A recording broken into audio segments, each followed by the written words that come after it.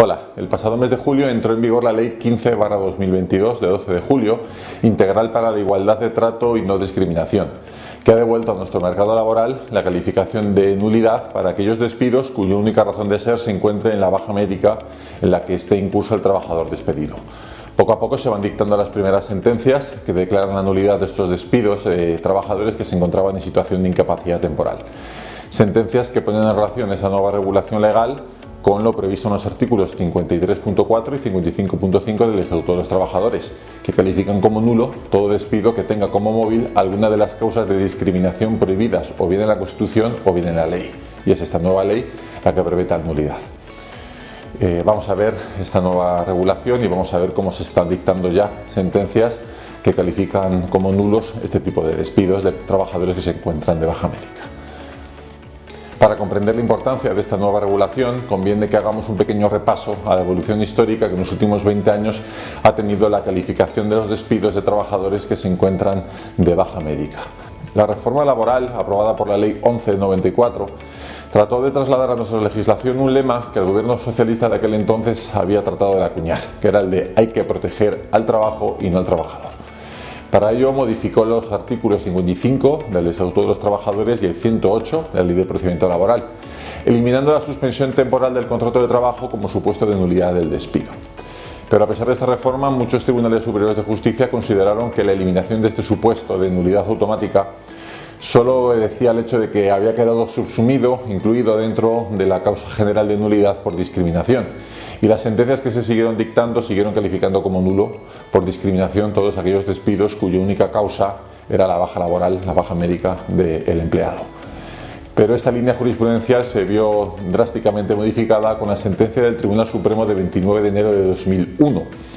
en la que, en resumidas cuentas, se pasó a afirmar que el despido de un trabajador que por enfermedad se encontraba incapacitado para el ejercicio de sus funciones, de su trabajo, pasaba a ser una medida que la empresa sí podía adoptar. No sería considerado como un despido procedente, pero sí como improcedente, al no haber una justa causa que avalase ese despido. Pero en cambio ya dejaba de ser calificado ese despido como nulo. Pero la promulgación de esta nueva ley 15/2022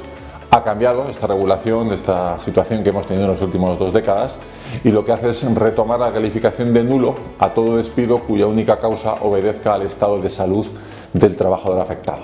Aunque desde determinados sectores se ha tratado de hacer ver que esta nulidad no es tal y que los despidos deben seguir siendo calificados como improcedentes, la realidad no es esta. Es que la nueva legislación es muy clara, y ello por varias razones. En primer lugar, porque la enfermedad, condición de salud o estado serológico y predisposición genética a sufrir patologías y trastornos pasan a ser explícitas causas de discriminación, ya sea directa o indirecta. En segundo lugar, las nuevas causas de discriminación son reconocidas en idéntico grado de igualdad a las ya previstas en el artículo 14 de la Constitución y la normativa comunitaria. En tercer término, el artículo 6 de la nueva ley recoge la necesaria diferenciación entre discriminación directa e indirecta. La tutela antidiscriminatoria, por tanto, afecta a despidos producidos por razón de enfermedad o condición de salud. Estaremos en estos casos ante una discriminación directa que el trabajador deberá denunciar expresamente y acreditar de forma indiciaria, pero también afectará a los despidos que, obedeciendo a un criterio aparentemente neutro, provoquen al trabajador enfermo una desventaja. Este será el caso, por ejemplo, de una empresa que en un despido que afecte a un grupo de trabajadores tome como criterio para seleccionar a los trabajadores que despedirá aquellos datos de productividad que no tengan en cuenta los periodos de inactividad por haber estado enfermo. En cuarto lugar, debemos recordar que el artículo 26 de la nueva ley prevé la nulidad de pleno derecho de las disposiciones, actos o cláusulas de los negocios jurídicos que constituyan o causen discriminación por razón de alguno de los motivos previstos en el apartado primero del artículo 2 de esta ley. En quinto y último lugar, el artículo 28 prevé la tutela judicial a través de las medidas necesarias para poner fin a la discriminación de que se trate, y en particular las dirigidas al cese inmediato de la discriminación. La ley dice que se podrán acordar, entre otras medidas, el restablecimiento de la persona perjudicada en el pleno ejercicio de su derecho. Por tanto, este restablecimiento solo se puede conseguir a través de la declaración de nulidad. Como hemos dicho, ya se están dictando las primeras sentencias que declaran la nulidad de despidos basados en esta nueva ley. El pasado 15 de noviembre de 2022, el Juzgado de lo Social número 1 de Gijón dictó la que se considera hasta ahora primera sentencia al respecto y anuló el despido de una trabajadora que se encontraba de baja por incapacidad temporal. La sentencia considera que la promulgación de esta nueva ley obliga a llevar a cabo una interpretación muy distinta de los despidos que afecten a trabajadores en situación de baja médica y recuerda que además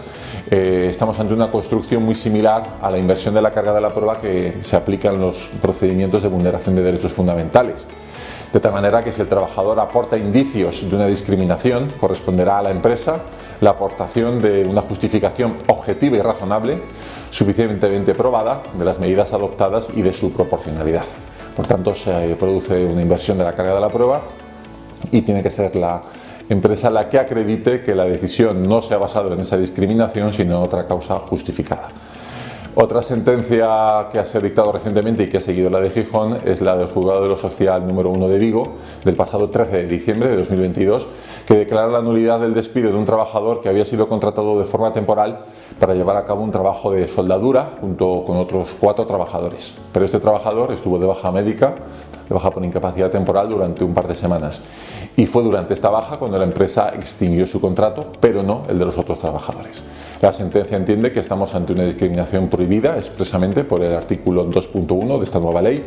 por lo que el despido debe calificarse como nulo. Por tanto, podemos concluir que el despido por causa directa o indirecta de enfermedad o condición de salud ha pasado a ser considerado como nulo por su carácter discriminatorio y esta nueva ley así acaba con un criterio doctrinal que anteponía el legítimo interés empresarial al irrenunciable derecho fundamental a la igualdad y a la no discriminación.